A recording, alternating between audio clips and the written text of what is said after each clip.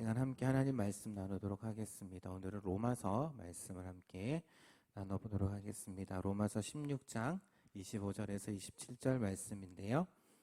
네, 성경 말씀 펴시고 같이 함께 한 목소리로 읽어보도록 하겠습니다. 로마서 16장 25절에서 27절 함께 한 목소리로 읽겠습니다. 나의 복음과 예수 그리스도를 전파함은 영세 전부터 감추어졌다가 이제는 나타나신 바 되었으며 영원하신 하나님의 명을 따라 선지자들의 글로 말미암아 모든 민족이 믿어 순종하게 하시려고 알게 하신 바 그 신비의 계시를 따라 된 것이니 이 복음으로 너희를 능히 경고하게 하실 지혜로우신 하나님께 예수 그리스도로 말미암아 영광이 세세 무궁하도록 있을지어다. 아멘. 오늘 로마서 말씀인데요. 오늘부터 좀 몇 주 동안은 주제 설교를 좀 나누려고 합니다.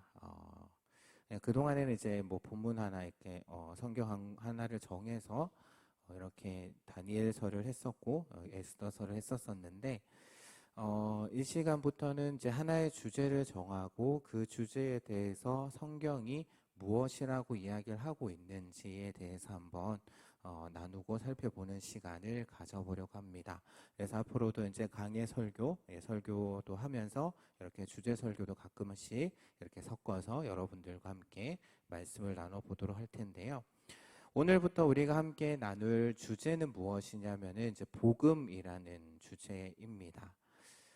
먼저 질문을 드릴게요. 복음이 무엇입니까? 복음이 뭐죠? 영어로는 굿뉴스 아니면은 가스펠이라고 그렇게 번역이 되는데, 다시 질문 드릴게요. 우리가 이제 지금 신약 성경 읽기를 하고 있습니다. 구약 성경 읽기를 마치고 이제 신약 성경 읽기로 하고 있는데, 신약 성경이 뭘로 시작하죠? 대답이 없으세요. 뭘로 시작할까요? 네, 복음서로 시작을 하죠. 사복음서, 마태, 마가, 누가, 요한. 막상 이제 우리가 복음이라는 단어 우리가 너무나도 많이 듣고 우리가 교회 올 때마다 그 복음이라는 단어에 대해서 많이 듣는데, 사실 그 복음에 대해서 이야기해봐라, 설명해보라 라고 이야기를 하면은 조금 망설여지는 것이 사실입니다. 알긴 알겠는데 말로 하려면은 좀 어려운. 그래서 영어로는 굿뉴스, 가스펠, 그것을 한글로 다시 번역하면은 좋은 소식, 기쁜 소식이라는 그런 의미인데, 그럼 뭐가 좋은 소식이고 뭐가 기쁜 소식인지 설명해보라고 하면 조금 난감하죠. 이런 경우입니다. 그러니까 우리가 잘 아는 단어들을 사실 설명하기가 좀 힘들어요. 뭐냐면은 예를 들어서 영어에서 가장 많이 쓰이는 단어가 뭐죠? 영어에서 여러분들 영어 잘 하시잖아요. 영어에서 가장 많이 쓰이는 단어가 take가 무슨 뜻이죠? 또 많이 쓰이는 단어가 have라는 단어도 많이 쓰입니다. 아마 사전을 찾아보셨을 텐데 사전을 찾아보면 수많은 뜻이 나오죠. take라든지 have라든지. 그래서 그것은 이제 문맥에 따라서 그 단어의 의미가 결정이 된다라고 이렇게 이야기 드릴 수가 있는데, 그러니까 우리가 막상 잘 아는 것 같지만 그것을 이야기를 해보라라고 한다면은 사실 굉장히 어려운 난관에 부딪히게 됩니다. 이것처럼 우리가 자주 쓰이는 단어일수록 참 이해하기 어려운 것처럼 우리가 사용하는 교회 안에서 사용하고 있는 용어들, 우리가 이제 신학 용어들이다라고 이야기를 하는데 그것도 마찬가지가 아닐까 합니다. 복음, 그 복음이라는 게 과연 무엇일까? 그래서 이런 질문을 받게 되면은 막상 이제 설명하려고 하면은 사실 설명하기가 많이 힘든. 그래서 영어로는 가스펠, 굿뉴스, 헬라어로는 유앙겔리온이라고 하는 그 단어를 어떻게 우리가 이해해야 될지 한번 생각해보는 시간을 가질 텐데요. 그 전에 교회에 처음 들어온 사람이 있다라고 한번 생각을 해보겠습니다. 교회에 처음 들어온. 그러니까 교회뿐만 아니라 신앙을 처음 가졌다라고 한번 생각해 볼게요. 여러분들이 만약 그 사람을 만났다라고 한다면은 그 사람에게 우리가 가지고 있는 성경을 읽으라고 해야 될 텐데, 그러면은 가장 어떤 성경을 먼저 읽으라라고 권유하고 싶으십니까? 아마 성경 66권 중에 보통 어떤 성경을 먼저 권하냐면은 복음서 말씀, 예수님에 대해서 이야기하고 있는 복음서 말씀, 그 중에서도 요한복음을 소개를 합니다. 요한복음을 읽어보라라고. 왜냐하면 쉽게 이렇게 읽히니까 그렇게 이제 설명을 하는데, 그런데 과연 제가 몇 번을 말씀을 드렸는데, 지난번 요한복음 이야기할 때도 잠깐 말씀을 드렸는데, 과연 처음 온 사람한테 요한복음을 소개하는 것이 맞을까라는 그러한 생각. 복음이기 때문에, 그리고 또한 요한복음이 또한 쉽게 적혀 있기 때문에 처음 믿는 사람들한테는 그것을 권면할 수도 있을 것 같습니다. 그렇다면 질문 하나 더 드릴게요. 요한복음에 복음이라는 단어가 나올까요? 마치 그런 질문이죠. 붕어빵에 붕어가 있느냐 없느냐라는 그런 질문과 같을 것 같은데, 요한복음에 복음이라는 단어가 나올까요? 나오지 않을까요? 네. 한번 집에 가서 한번 찬찬히 한번 읽어보시기 바랍니다. 요한복음을 보게 되면은요, 신기하게도 복음이라는 단어가 나오지 않습니다. 단 한 번도. 명사로 복음이라는 단어가 한 번도 나오지 않습니다. 그러니까 마태, 마가, 누가복음에서는 그 복음이라는 단어가 나오는데 유일하게 요한복음에만 나오지 않습니다. 참 신기하죠. 그래서 그렇게 생각을 해본다면 교회에 처음 들어오거나 새신자가 되었을 때 당신 복음 알아야 된다라고 이야기를 하면서, 그럼 어느 성경을 먼저 읽어야 되느냐? 요한복음 한번 읽어봐. 거기에 복음에 대해서 쓰여져 있어. 그런데 막상 요한복음을 보게 되면 복음이라는 단어가 한 번도 나오지 않습니다.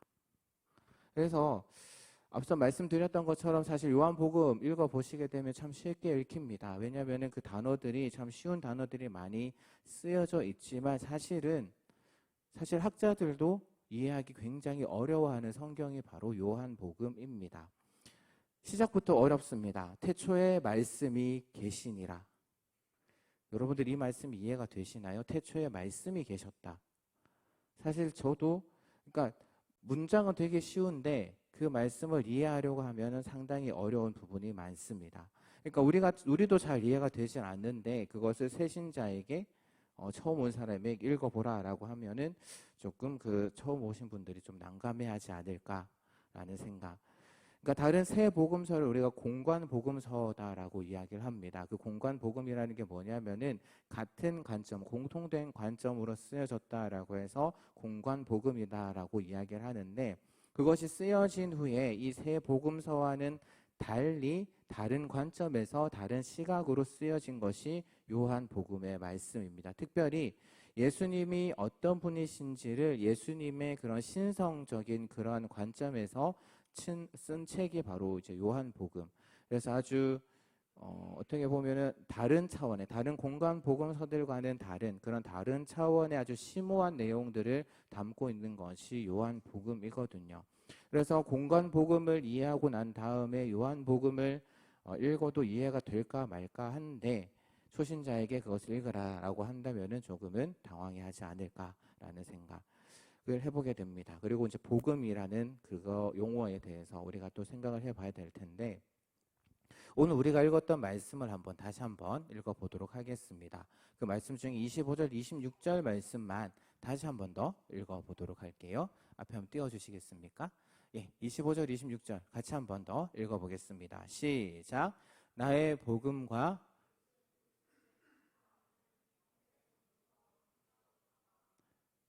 26절이요.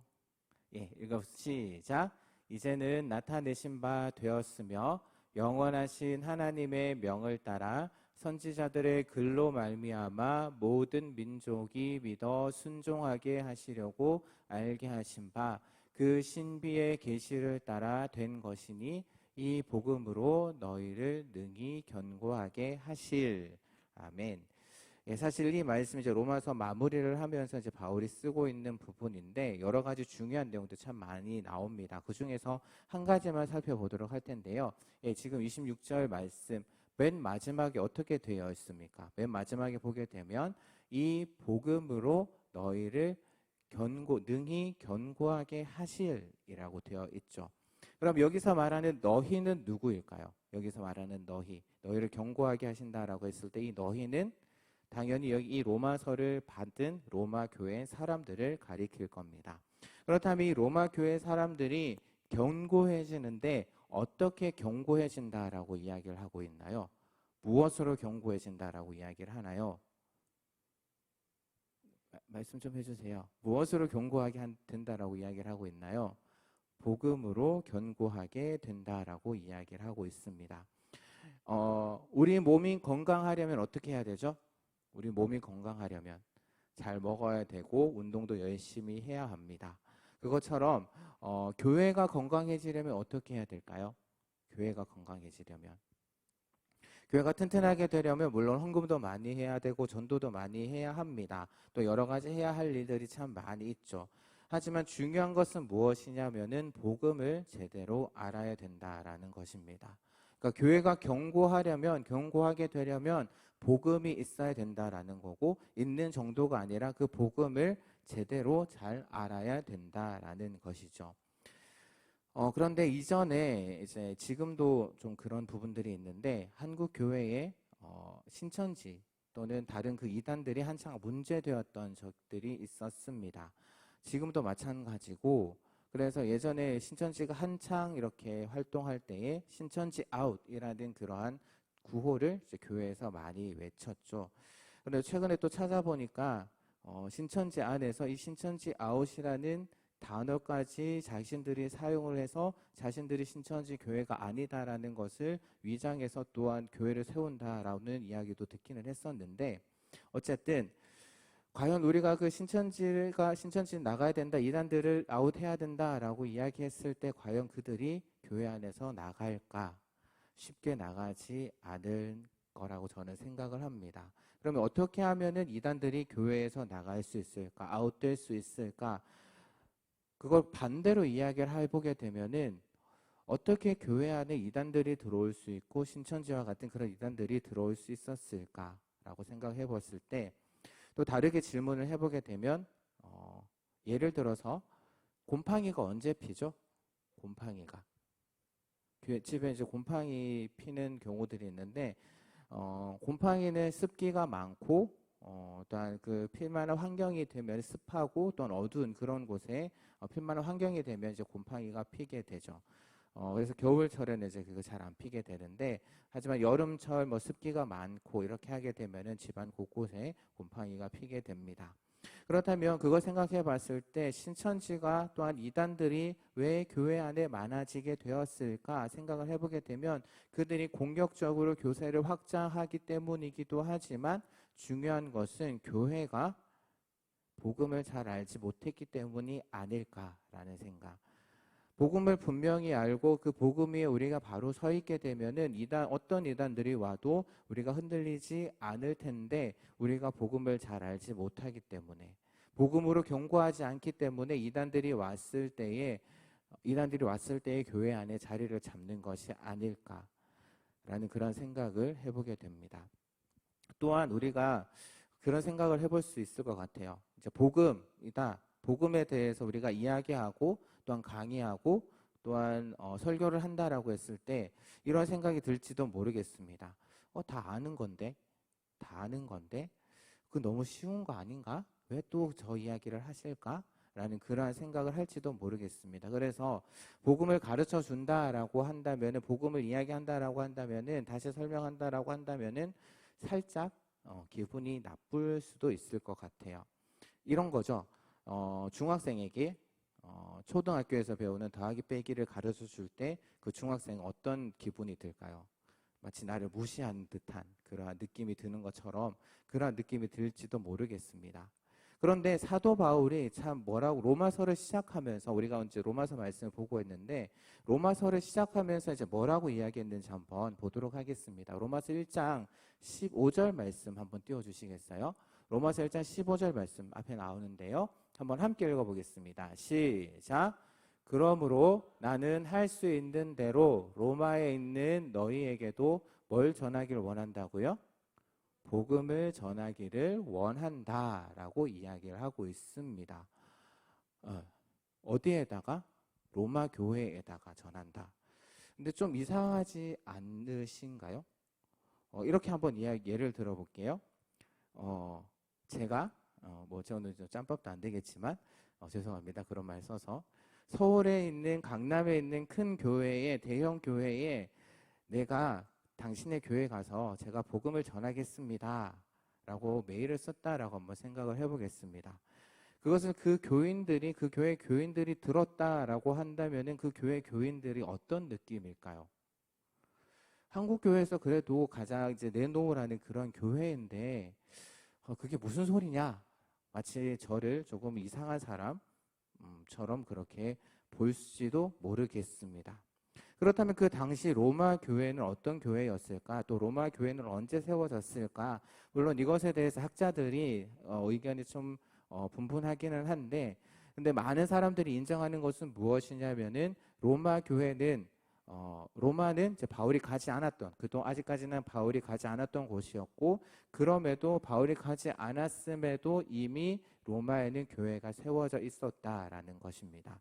그래서 사도행전 2장의 말씀을 보게 되면 이제 오순절 사건이 일어나는데, 그때 여러 지역의 사람들이 모입니다. 원래 이제 유대인들이 1년에 한 번씩 이렇게 예루살렘에 가서 이제 예물도 드리고 그렇게 했다라고 하는데, 그 당시에는 이제 교통수단이 발달하지 않았던 그러한 때였죠. 그러한 때에 멀리 떨어져 있는 사람들이 예루살렘에 어떻게 올 수 있었을까? 어떤 사람들이 예루살렘에 올 수 있었을까요? 우리가 상식적으로 생각해 본다면 교통수단이 많이 발달되지 않았다라고 했을 때는 가난한 사람들이 오기는 힘들었을 겁니다. 일단은 일해야 돼서 이제 하루 먹고 먹고 이제 하루 벌어서 하루 먹고 살기도 힘들데 그 예루살렘까지 온다라는 건 많이 힘들었을 것이고 경비도 엄청 많이 들었을 것이고요. 그래서 오기는 쉽지 않았고, 그래서 힘 있고 또한 돈 있고 능력 있고 또한 지적인 사람들이 아마 예루살렘에 오지 않았을까. 당시 로마 곳곳에 이제 유대인들이 흩어져 살았다라고 합니다. 그래서 흩어져 살면서 하나님을 전했고, 그래서 유대교 안으로 들어왔던 그러한 이방인들도 있었다라고 하는데요. 그래서 그 이방인들이 다른 건 하지 못해도 열심은 있었고, 일단 부유한 사람들이었기 때문에 예루살렘에 왔을 것이다. 예루살렘에 와서 이제 성전에 와서 예물도 드리고 또한 헌물도 드렸을 것입니다. 그런데 그때 무슨 사건이 일어나느냐? 바로 오순절 성령 강림 사건이 일어났었다라는 것이죠. 그런데 그 중에 어디서 온 사람들도 있느냐? 마지막 부분에 보게 되면 로마에서 온 사람들도 있었다라는 것을 우리가 확인해 볼 수가 있고요. 그래서 그 사람들이 그때에 이제 베드로의 설교를 듣고 또한 여러 가지 이야기들을 듣고 복음을 깨닫게 됩니다. 그리고 그 사람들이 다시 로마로 돌아가서 교회를 세웠다라고 그렇게 전해지고요. 사실 바울이 이제 이방인의 사도로서 부르심을 받고 여러 지역을 돌아다니면서 이제 사역을 하면서 그곳에 교회도 세우고 복음도 전했지만 그 이전부터 이미 로마에는 로마의 교회가 세워졌다라는 것이죠. 그리고 이 당시 이제 로마 제국이 다스리고 있던 시대였고, 그 로마 제국의 가장 핵심되는 도시가 바로 로마라는 그러한 도시죠. 그런데 거기에 이제 교회가 있었는데 이미 그 당시에 로마에 있는 그 교회 안에 이제 유대인들과 또 이방인들의 그런 갈등이 생겨서, 그래서 한 차례 유대인들이 쫓겨나는 그러한 일들이 일어나게 됩니다.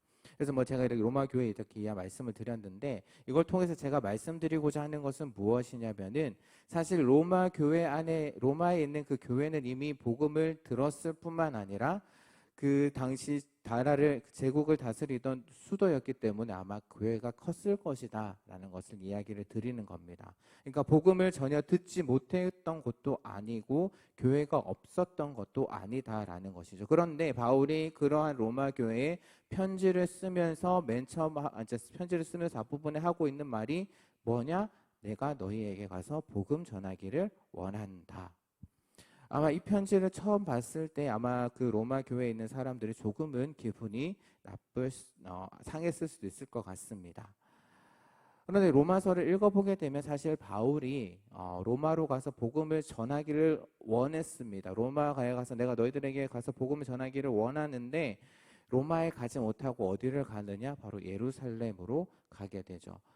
예루살렘에 가져갈 헌금을 모아서 이제 마음은 로마로 가서 그곳에서 복음을 전하고 싶은데 몸은 지금 예루살렘으로 가고 있고 예루살렘에 가서 자신이 어떻게 될지 모른다. 자신이 죽을지도 모른다라고 사도행전을 보게 되면 그렇게 기록이 되어 있습니다.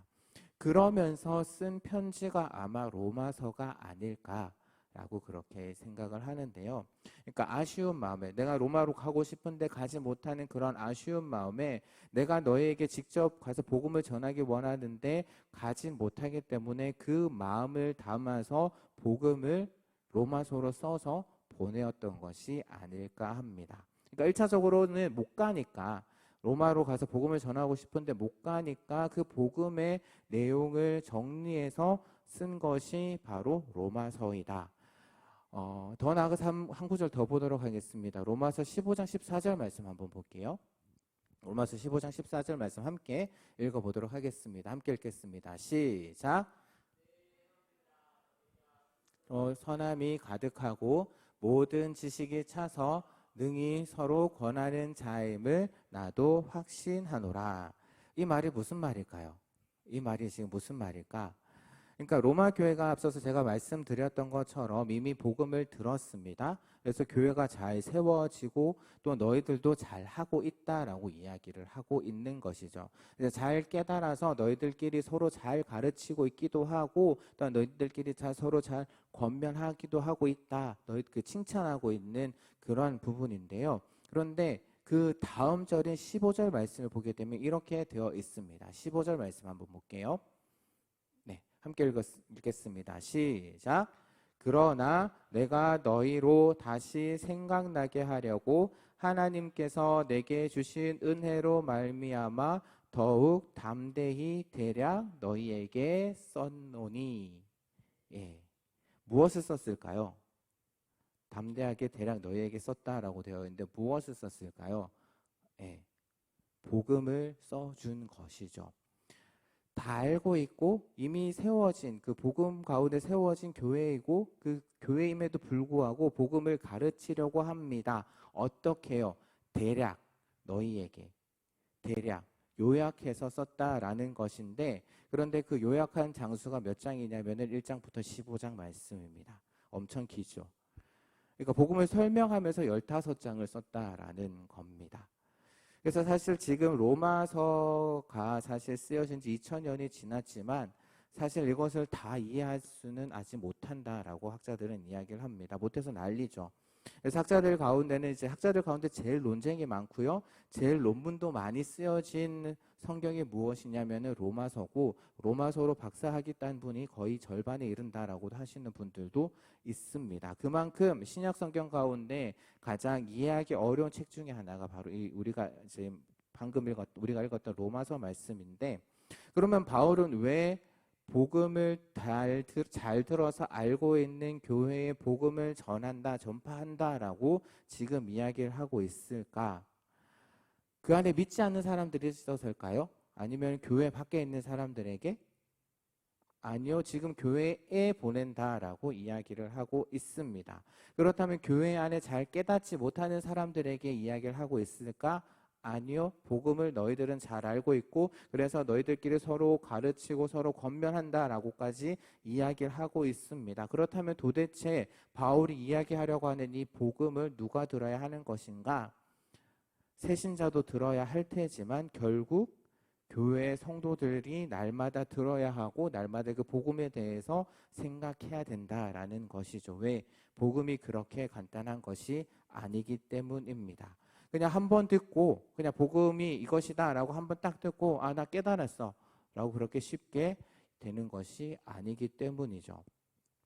그래서 어떻게 비유를 하면 좋을까 생각을 해보게 되면은 여러분들 하루에 밥 3번 먹으시죠? 한 3끼 먹으시죠? 그러면서 밥을 한 번 딱 먹었습니다. 한 번 먹고 딱 나서 이제 오늘 먹었으니까 내가 60대 때까지는 안 먹어도 되겠지. 이렇게 이야기하는 사람 과연 있을까요? 밥 한 번 딱 먹고 나는 이제 오늘 먹었으니까 60이 될 때까지 안 먹어도 돼. 라고 이렇게 말하는 사람이 과연 있을까? 없을 겁니다.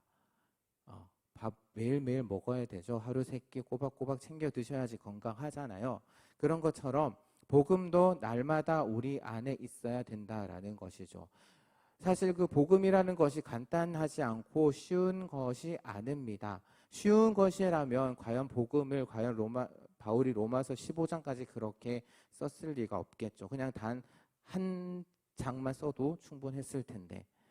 물론 그 복음이 아주 분명하기 때문에 간략하게 이야기했을 수도 있을 것 같습니다. 하지만 그 내용을 자세하게 알면 알수록 더 깊어지는 것이거든요. 그래서 간단히 말할 수도 있지만 복잡하게 조금 설명하면 끝이 없는 것이 복음이 아닐까. 그만큼 깊이 있는 것이 복음이다라는 것입니다.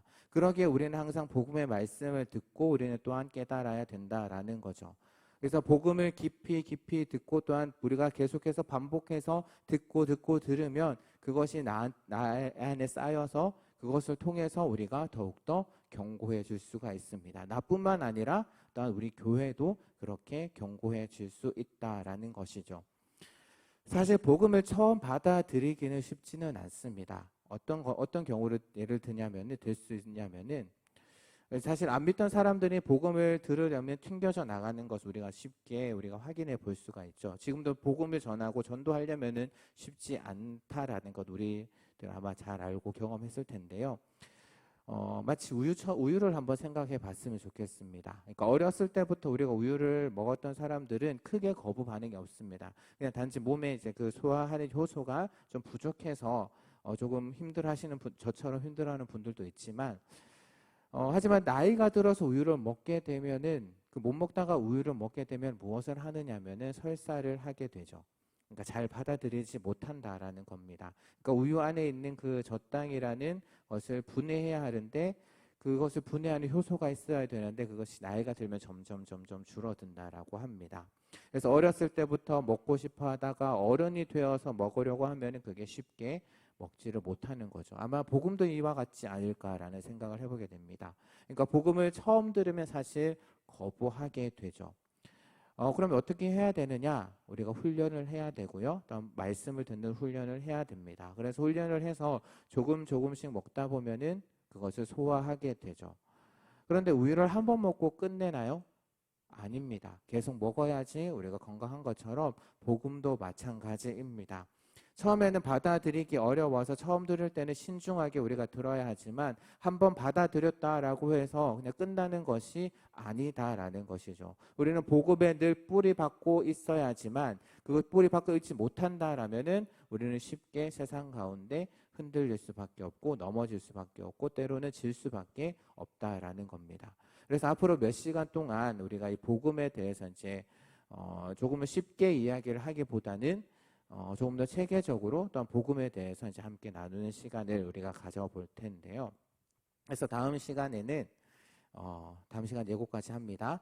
복음이라는 그 단어가 성경 가운데 어떻게 사용되고 있는지 한번 생각을 해보려고 하고요. 우리가 이것은 이제 용례라고 그렇게 이야기를 하는데 아마 그것을 들으면 복음이 성경 안에서 이렇게 쓰여지고 있구나라는 것을 우리가 정리해 볼 수 있을 것 같고 그래서 그 용례를 살펴본 뒤에 복음이 무엇인지 좀 더 설명을 하면서 이제 마무리를 하는 시간을 가지려고 합니다. 제가 이렇게 하는 이유는 뭐냐면은 앞서도 말씀을 드렸지만 바울도 이야기한 것이지만 사실 그 복음이라는 것이 분명해 보이지만 결코 쉽지만은 않은 것이거든요. 그런 개념이기 때문에 그렇지만 우리가 그 복음에 대해서 알아갈 때에 그 복음이 오늘 바울이 이야기하고 있는 것처럼 우리를 견고하게 해주기 때문에 무엇이든 기초가 중요합니다. 기초가 튼튼해야지만 흔들리지 않는 것이죠. 뿌리가 깊이 박힌 나무는 아무리 큰 태풍이 오더라도 그것이 가지가 부러질 수 있을지언정 뿌리가 뽑히지는 않을 겁니다. 또한 기초가 튼튼한 집은 아무리 큰 비바람이 몰려온다라고 해도 무너지지 않겠죠. 산상수훈을 마무리하면서 예수님께서 한 가지 비유를 하셨습니다. 바로 집에 대한 비유를 하셨는데 두 사람이 있습니다. 두 사람이 있는데 한 사람은 반석 위에 집을 짓고요. 다른 한 사람은 모래 위에 집을 짓습니다. 그러던 어느 날 비가 많이 내리고 홍수가 나고 바람이 많이 부는 그 어느 날 파도가 집에 막 부딪히고 합니다. 그럴 때에 반석 위에 있는 집은 무너지지 않았지만 모래 위에 있는 집은 무너져서 떠내려갔다라고 이야기를 하시는데요. 그러면 과연 그 차이는 어디서 올까? 예수님의 말씀을 보게 되면은 예수님의 말씀을 듣고 행하는 자는 반석 위에 집을 지은 자처럼 어떤 비바람이 온다라고 할지라도 어떤 고난이 온다라고 할지라도 흔들리지 않을 것이지만 예수님의 말씀을 듣고도 행하지 않는 자는 모래 위에 지은 집처럼 집을 지은 자처럼 고난의 순간에 환난의 순간에 결국 무너지고 흔들리고 무너지게 될 것임을 이 비유를 통해서 이야기를 하고 계십니다. 여러분들은 어떠신가요? 여러분들은 지금 집을 어디에다가 짓고 계십니까? 만약 여러분들에게 힘든 순간이 찾아왔을 때, 어려운 순간이 찾아왔을 때 흔들리고 또한 넘어질 것 같다라는 생각이 들 때에 여러분들이 지금 과연 내가 복음 위에 잘 서 있는지 한번 잘 확인해 보시기를 바랍니다. 아니, 여러분들이 서 있는 그 복음이 어떤 것인지 잘 확인해 보시기를 바라고요. 그리고 앞으로 몇 시간을 통해서 그동안 내가 생각했던 그 복음과 그리고 성경이 이야기하고 있는 복음을 비교해 보시면서 성경이 말하고 있는 하나님 말씀이 말하고 있는 그 복음으로 바꾸어져서 그 복음 안에서 든든히 세워져 가는 우리 모든 귀한 청년들 되시기를 주님의 이름으로 부탁드립니다. 이 시간 함께 찬양 드릴까요? 네, 찬양 드리도록 하겠습니다. 어떤 찬양을 드릴까 하다가 우리를 사용하소서라는 찬양 함께 찬양 드리고 잠시 기도하는 시간 갖도록 하겠습니다.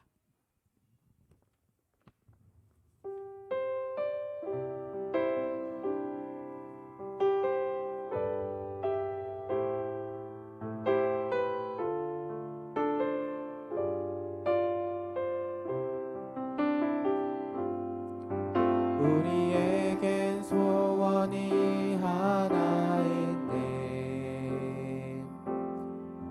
주님 다시 오실 그날까지 우리 가슴에 새긴 주의 십자가 사랑 나의 교회를 사랑케 하네. 주의 교회를 향한 우리 마음 희생과 포기와 가난과 고난 때로 죽음조차 우릴 막을 수 없네. 우리 교회는 이 땅의 희망 교회를 교회 되게 예배 되게 우릴 사용하소서. 진정한 부흥의 날 오늘 임하도록 우릴 다시 한 번 더 찬양하겠습니다. 우리에겐 소원이 하나인데 주님 다시 오실 그날까지 우리 가슴에 새긴 주의 십자가 사랑 나의 교회를 사랑케 하네. 주의 교회를 향한 우리 마음 희생과 포기와 가난과 고난 하물며 죽음조차 우릴 막을 수 없네. 우리 교회는 이 땅의 희망 교회를 교회 되게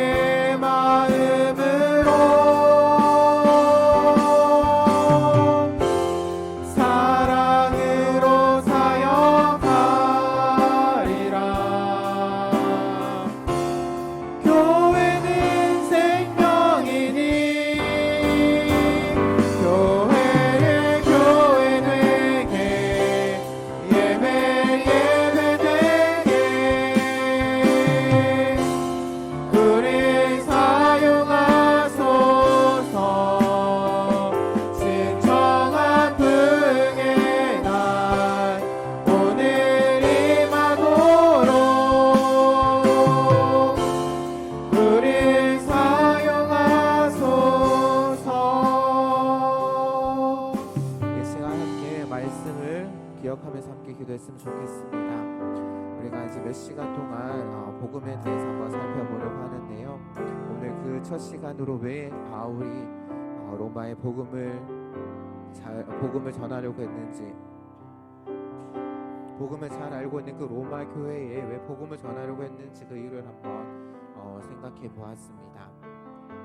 바울이 로마의 복음을 전하려고 했던 이유는 그 복음이 교회를, 또한 우리를 견고하게 하기 때문이죠. 그리고 또한 복음이 교회를 교회되게 하고, 또한 교회인 그리스도인을 든든하게 한다, 참된 그리스도인으로 세워주기 때문이다 라고 우리가 생각해 보았습니다. 그래서 이 시간 함께 기도할 때에 하나님, 우리에게 지혜를 주셔서 하나님께서 우리에게 이야기하시는, 성경을 통해서 우리에게 이야기하시는 그 복음 가운데 우리가 복음을 바르게 깨닫게 하시고, 또한 그 복음으로 우리가 세워져서 이 땅 가운데 어떠한 상황에도 우리가 흔들리지 않고, 또한 주님께서 피로 값주고 사신 이 교회를 우리가 잘 세워갈 수 있도록 우리를 사용하여 주시고, 또한 이 땅 가운데서도 그리스도인으로서 정말 하나님께 영광 올려드리는 삶을 살아가는 우리의 삶이 되게 하여 주옵소서라고 이 시간 함께 기도하도록 하겠습니다. 함께 기도하겠습니다. 하나님 아버지 감사합니다. 하나님 오늘 말씀을 통해서 하나님 아버지 우리가 복음에 대해서 이 시간 한번 생각해 보려고 합니다. 하나님 아버지 앞으로 있는 시간 동안 한 몇 시간 동안 복음에 대해서 우리가 나누어 보려고 하는데, 특별히 오늘 이 시간에는 하나님 왜 바울이 복음을 전하려고 했는지, 로마 교회에 복음을 너무나도 잘 알고 있는 그 로마 교회에 왜 복음을 전하고 있는지 오늘 말씀을 통해서 우리가 한번 생각해 보았습니다. 로마의 복음을 전하려고 했던 이유는 바로 그 복음이 하나님 아버지 교회를 견고하게 하고, 또한 우리를 견고하게 하기 때문에 이 어둡고 험한 세상 가운데 하나님 교회를 바르게 세우고, 또한 우리를 바르게 세우는 것이 바로 복음이기에 하나님 아버지 바울이 그토록 로마 교회에 가서 복음을 전하고 싶어 했습니다. 하나님 아버지 또한 우리가 그 복음을 알기를 원합니다. 우리가 그 복음을 깨닫기를 원합니다. 복음을 깨닫고 그 복음 안에 우리가 깊이 하나님 아버지 뿌리 박아서 하나님 아버지 세상 가운데, 이 험한 세상 가운데 흔들리지 않도록 주님께서 지켜주시고, 또한 우리를 통하여서 하나님 아버지 하나님께서 피로 값주고, 주님께서 피로 값주고 사신 이 교회를 정말 하나님 아버지 뜻 가운데 바르게 세워서 갈 수 있는, 그래서 교회를 교회되게 하고 예배를 예배되게 하는 그런 우리의 삶이 될 수 있게 하는 도와주시옵소서. 그래서 하나님 아버지 우리를 통해서 온전히 하나님 한 분만 영광 받으시는 그런 놀라운 역사 일어나게 하여 주옵소서.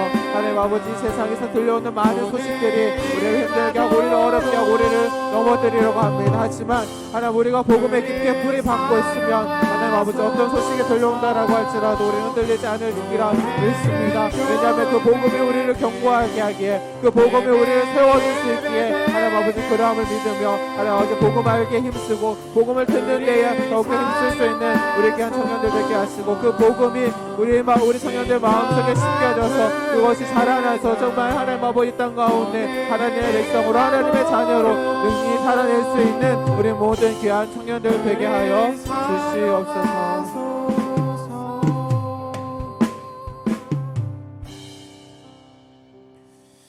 하나님 아버지 감사합니다. 오늘부터 몇 시간 동안 하나님께서 또한 예수님께서 우리에게 전해주셨던 그 복음에 대해서 한번 생각해 보려고 합니다. 하나님 아버지여, 우리에게 지혜를 더하여 주셔서 주님이 우리에게 허락하셨던, 우리에게 전해주셨던 그 복음, 바울이 그토록 로마 교회에 가서 전하고자 했던 그 복음을 알아가는 시간 되게 하여 주옵소서. 비록 이 시간을 통해서 또한 우리의 얕은 지혜로 그 복음을 다 알 수는 없지만 하나님 아버지여, 그 복음이 우리를 살리고 또한 그 복음이 우리를 견고하게 하기에 하나님, 그 복음을 우리가 들을 때에 우리 마음에 즐거움과 기쁨과 평안이 가득하게 하여 주옵소서. 또한 그리고 우리가 그 복음 위에 굳게 서기를 원합니다. 복음에 우리가 깊이 뿌리 박기를 원합니다. 그래서 이 땅 가운데 살아갈 때에 세상의 온갖 풍파에 흔들리지 않고 이 땅에서 참된 하나님의 백성으로, 참된 그리스도인으로 세워지게 하시고, 또한 우리를 통해서 우리 교회가, 우리 성은교회가 하나님께서 기뻐하시고 또한 튼튼한 그런 교회를 세워질 수 있도록 하나님 축복하여 주시옵소서. 이 시간 청년들이 하나님 앞에 믿음의 고백으로 하나님 앞에 예물을 드립니다. 주님께서 기쁘게 받아주시고 우리 청년들의 삶 가운데 늘 함께하여 주셔서 날마다 하나님을 알아가고 복음을 알아가는 기쁨, 즐거움을 우리 청년들의 삶 가운데 허락하여 주시고, 또한 우리 주님께서 우리 청년들의 인도자가 되셔서 쉴만한 물가, 푸른 초장으로 하나님 인도하여 주시옵소서. 감사드리며 예수님 이름으로 기도합니다. 이전 우리를 구원하여 주신 주 예수 그리스도의 크신 은혜와 하나님 아버지의 영원하신 사랑하심과 성령 하나님의 지키시고 보호하시는 그 놀라우신 능력이 복음을 더욱 알기 원하고 또한 복음 안에서 견고하게 세워져서 이 땅 가운데서 참된 그리스도인으로 살아가기로 다짐하며 결단하며 돌아가는 우리 모든 청년들의 삶 가운데 이제로부터 영원토록 함께 하실지어다. 아멘.